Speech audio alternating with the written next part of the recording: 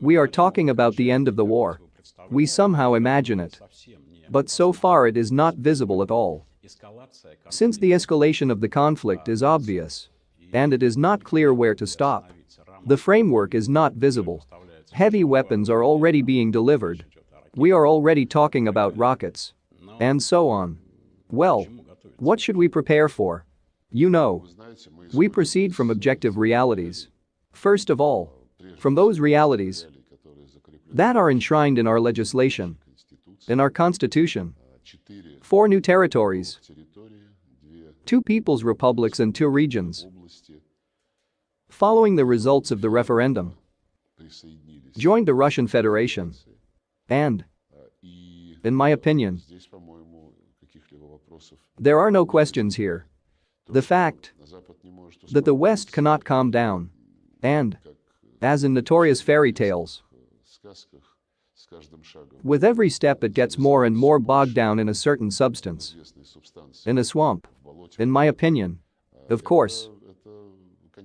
This plays an important role and affects the course of the operation. Because if now we are striving to move the artillery of the Ukrainian armed forces to a distance that will not pose a threat to our territories, then the more long-range weapons are supplied to the Kyiv regime, the further they will need to be moved away from the territories that are part of our country. And this escalation, you are absolutely right. It is like a snowball. It started with helmets for the Ukrainian military. Then small arms appeared. Now they are already talking about aircraft. Scholz vows that this will never happen. But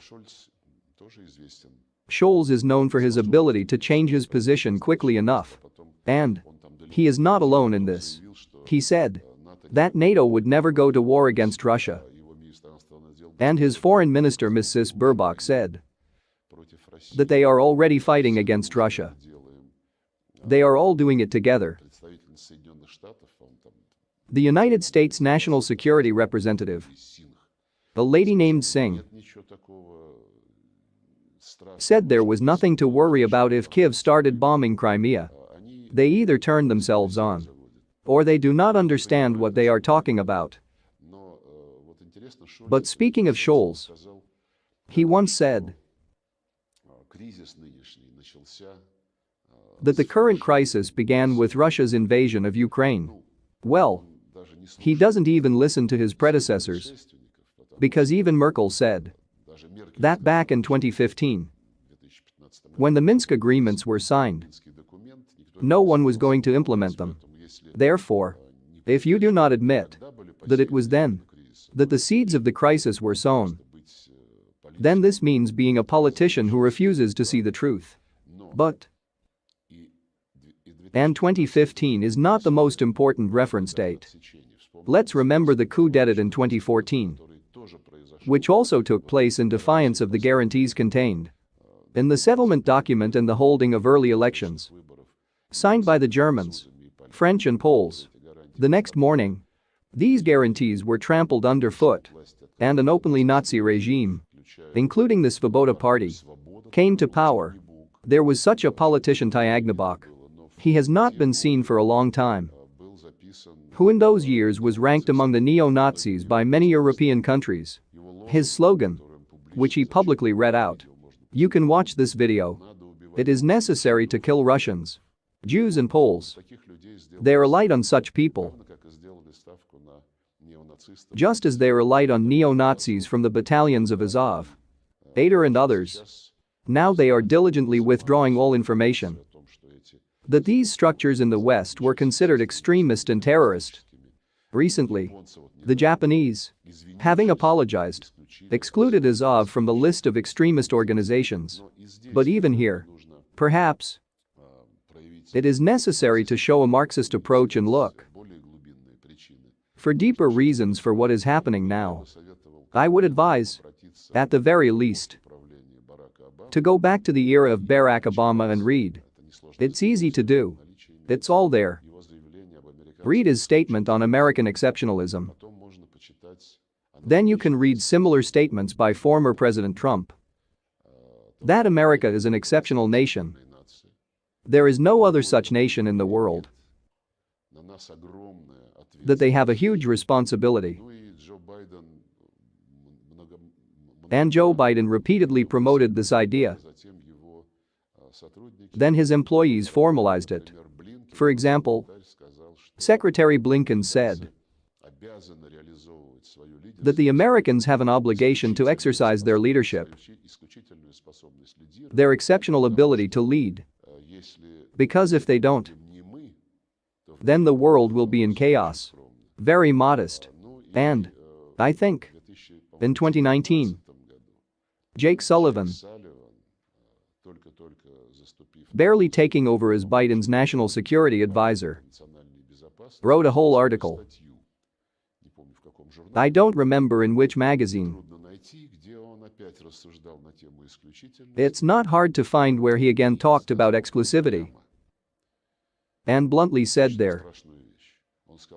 I think he said a terrible thing. He said that their exclusivity means that they cannot afford to emphasize ethnic and historical identity,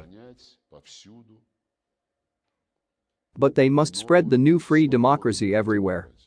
This means only one thing: that all other people are denied the right to remember their history. The Americans, just as they melted down all those who came to America in their time through the melting pot, they also want to melt down everyone else so that everyone becomes essentially Americans. And they also melted down the natives. Yes, but they melted them down so that there was nothing left. Look at what is happening in the United States now. What a split this society has. And as now the ruling authorities are trying to suppress this split. And, in general, they use, this is their terminology, authoritarian tools. Therefore, the reasons must be looked for there. And this exclusivity, this absolute conviction in our own infallibility, in our own superiority, I am convinced that this is the main reason why we are now opposing those countries that, through the Kiev regime, are waging a hybrid,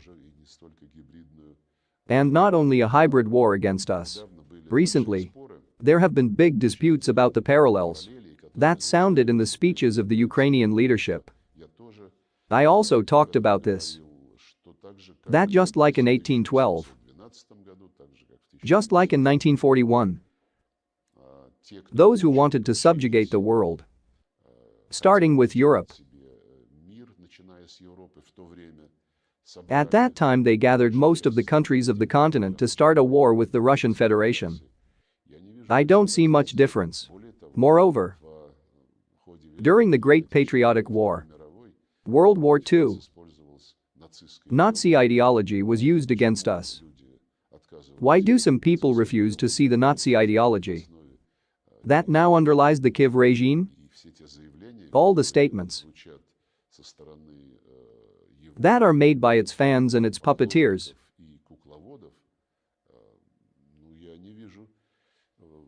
I see no way to regard them otherwise than as an attempt to finally resolve the Russian issue. Russia must receive a strategic defeat, and that it could not rise for a long time. Ursula von der Leyen, a well-known figure in the European Commission, said that the outcome of the war should be the defeat of Russia, and such a defeat that it could not restore its economy for decades. Is this not racism? Not Nazism? Is this not an attempt to solve the Russian question? Yes. Not in the gas chambers. Not yet. There are still many decent people in Germany who will not allow the revival of fascism. But there are people there who would not be against it at all.